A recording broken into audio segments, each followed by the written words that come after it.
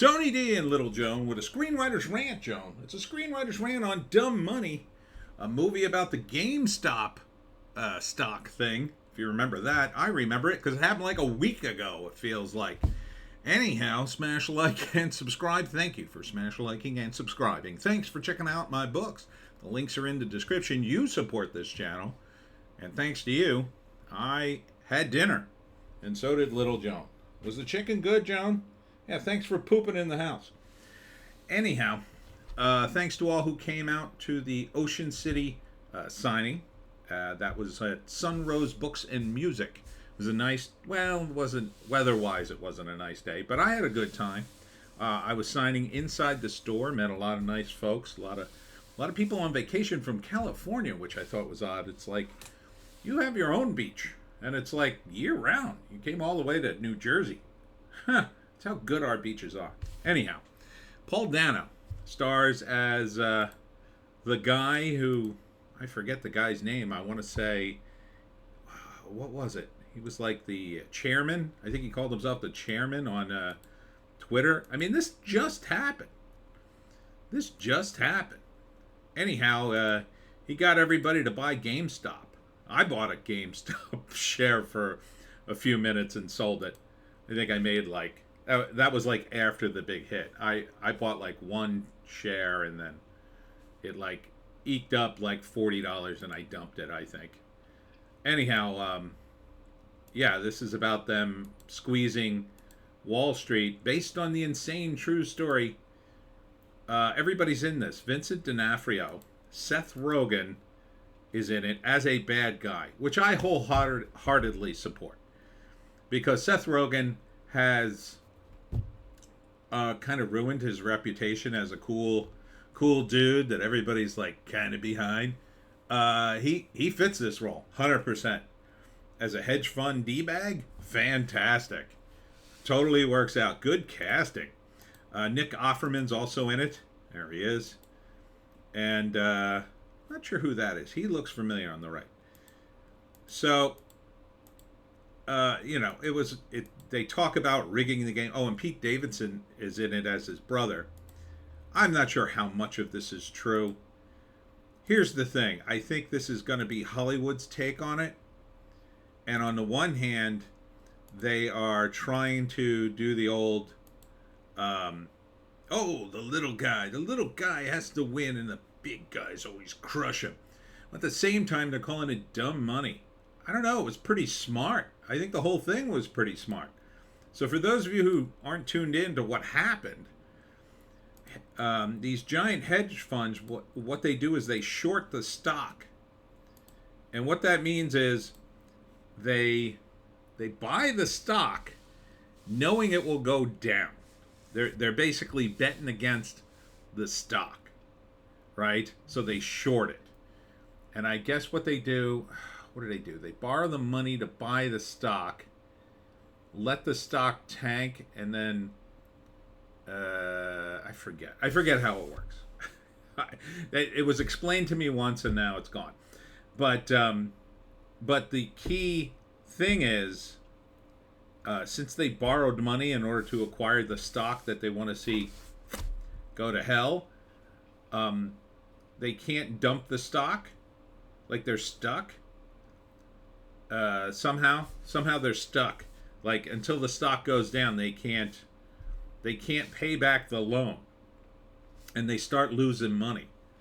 Like, so if they short a stock and it goes up, they have to hold on to the stock until it goes below a certain rate.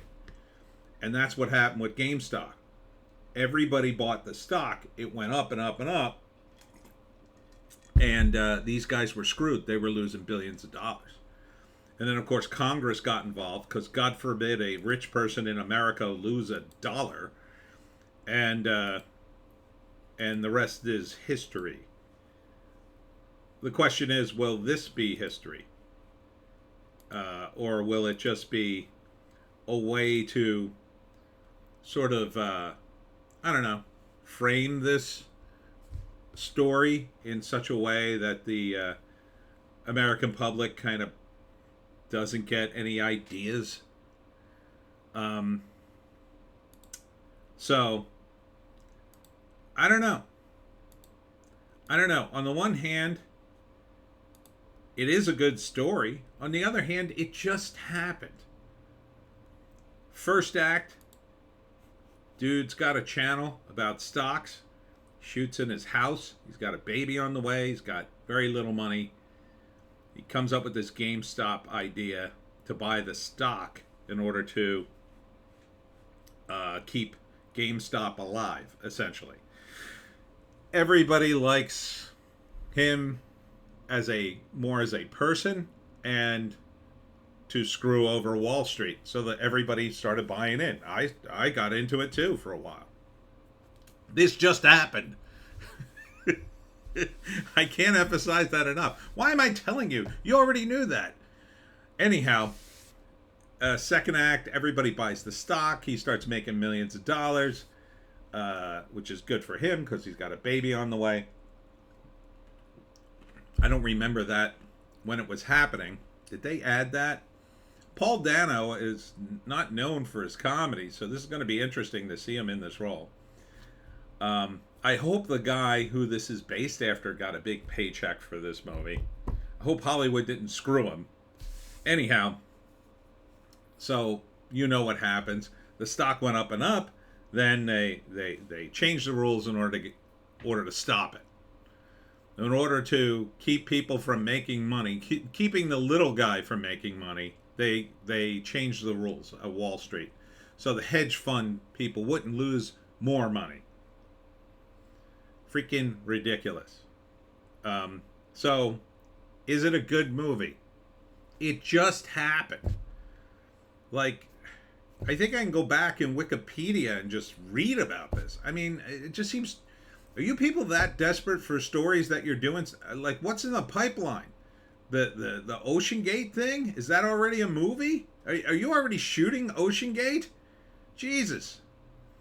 Maybe let things settle. I mean, they did write a book, I guess. Is that why they based the movie on that, as opposed to... Was that a way to get around licensing directly from... Yeah, based on the book The Antisocial Network by Ben Mesrich, written by Lauren Schuker Bloom and Rebecca Angelo. Comedy movie written by two women. All right. We'll see, ladies. Based on a book. Was that written by the guy? I don't remember his name. I just remember him as the chairman. I just remember the chairman on Twitter. Maybe that wasn't the guy. Will this be good? I don't know, man. It's a good story. I do like the casting of Seth Rogen as a D-bag. Would I go see it? I wouldn't go see it in theaters. I think I would definitely wait till some reviews come out. You know what I would wait for?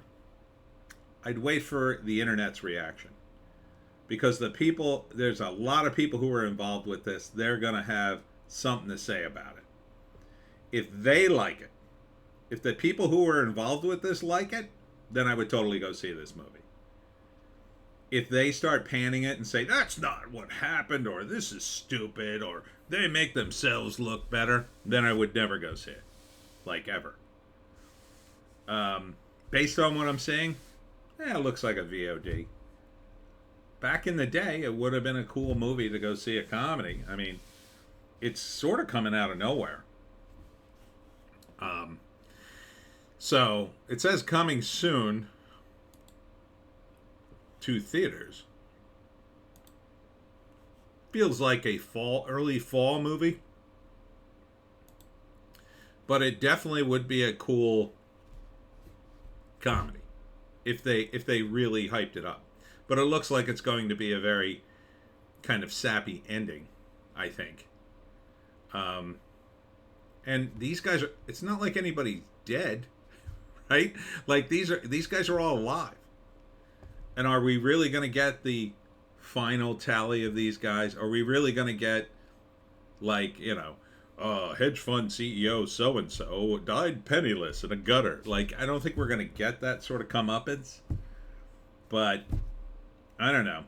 I would wait for VOD unless the internet embraces it. If the internet embraces it, then yes. I'm gonna once again bet my money on the internet.